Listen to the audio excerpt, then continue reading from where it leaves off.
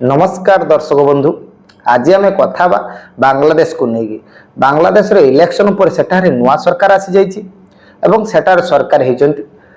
जो मुख्य होती प्रधानमंत्री तारिक रहमान जी कि खालिदा जिया पुओ एवं तांकर शपथ ग्रहण में जो एशियार एवं विभिन्न विश्व अतिथि माने आसी एवं भारत जॉइन होते शपथ ग्रहण में आम देशर लोकसभार जो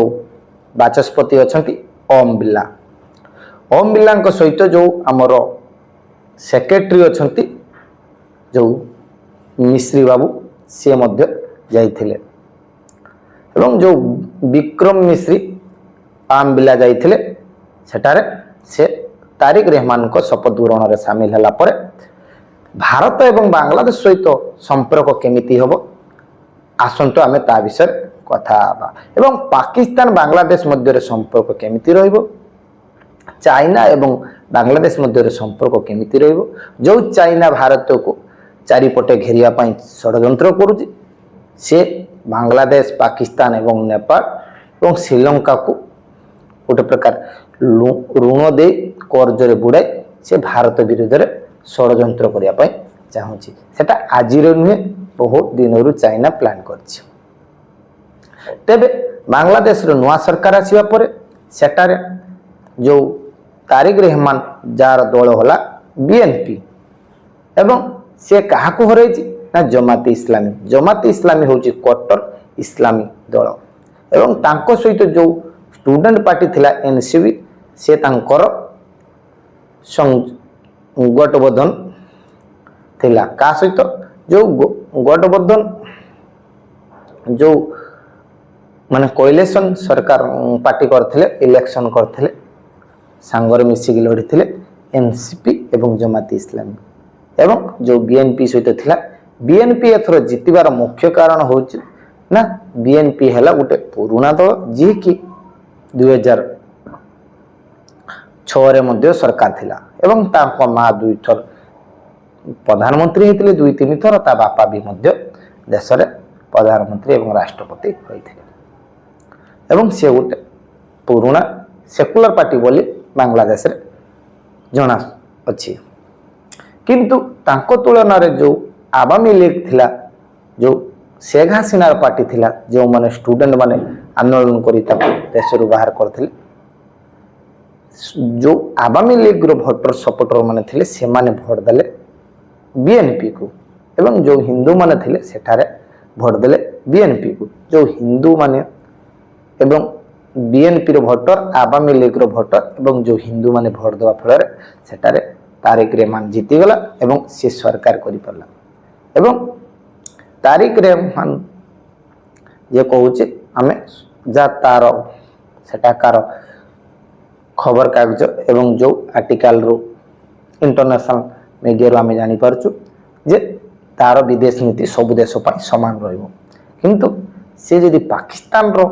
पूरा पाखो जाउनी कि भारत सहित भी से पूरा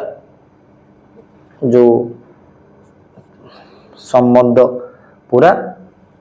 जेमती शेख हसीना सहित थिला सेमिति से करिवोनी समदूरता रखियो बोली कहउछ किंतु तार घनिष्ठता रहिबो चाइना सहित जो चाइना पाकिस्तान रो गोटे सहित जेमिति साठगांठ अच्छे सेमिति से बांग्लादेश को करिया पई चाहूछि एवं जो पाकिस्तान चाइना रो गोटे प्रकार पोष्यपुत्र भलिया काम करूछि सेमिति से बांग्लादेश को मध्य विभिन्न रक्षा क्षेत्र में डील दे विभिन्न जो सामग्री अच्छी मिलिट्री ताकू से बिकिया पाई चेष्टा करियो एवं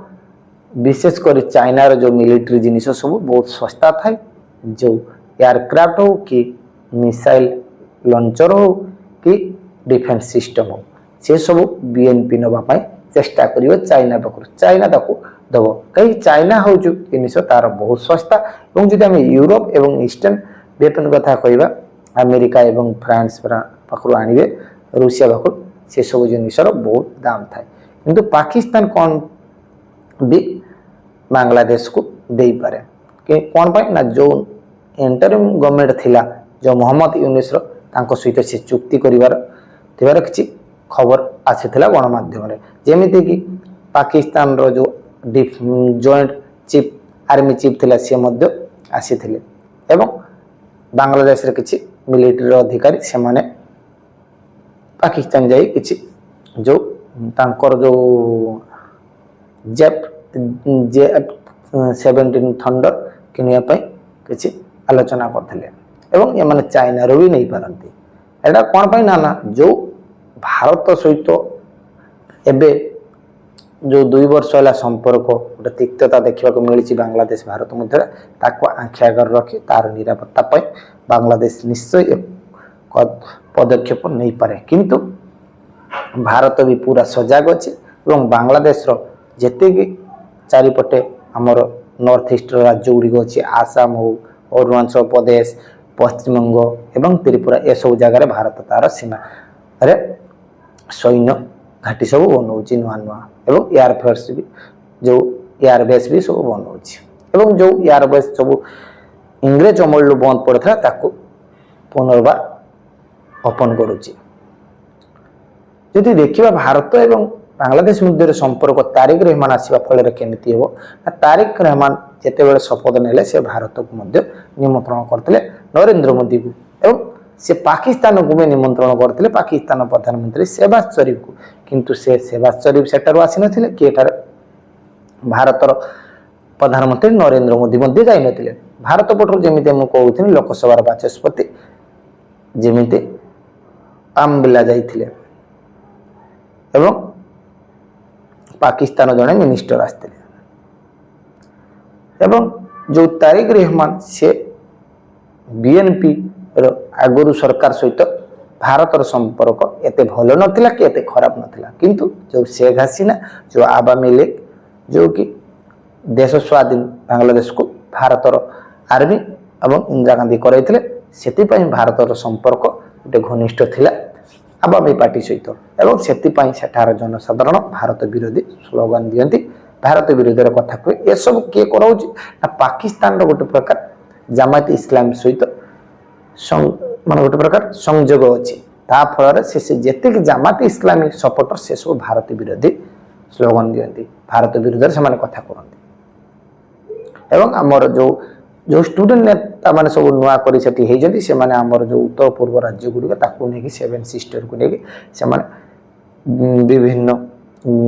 ସମୟରେ ଗଣମାଧ୍ୟମରେ ସେମାନେ ମନ୍ତବ୍ୟ ଦିଅନ୍ତି ଏବଂ ଯେଉଁ ମହମ୍ମଦ ୟୁନିସ୍ ଥିଲେ ସେ ବି ଆମର 7 ସିଷ୍ଟରକୁ ନେଇକି ସେ ଗୋଟେ ପ୍ରକାର ଯେ ଆମର ସମୁଦ୍ର ଦେଇକି ରାସ୍ତା ନାହିଁ, ଭାଇ ଆମ ପାଖରେ କୋଲକାତା ଏୟାରପୋର୍ଟ ମାନେ ବନ୍ଦର ଅଛି ଯିବା ଆସିବା ପାଇଁ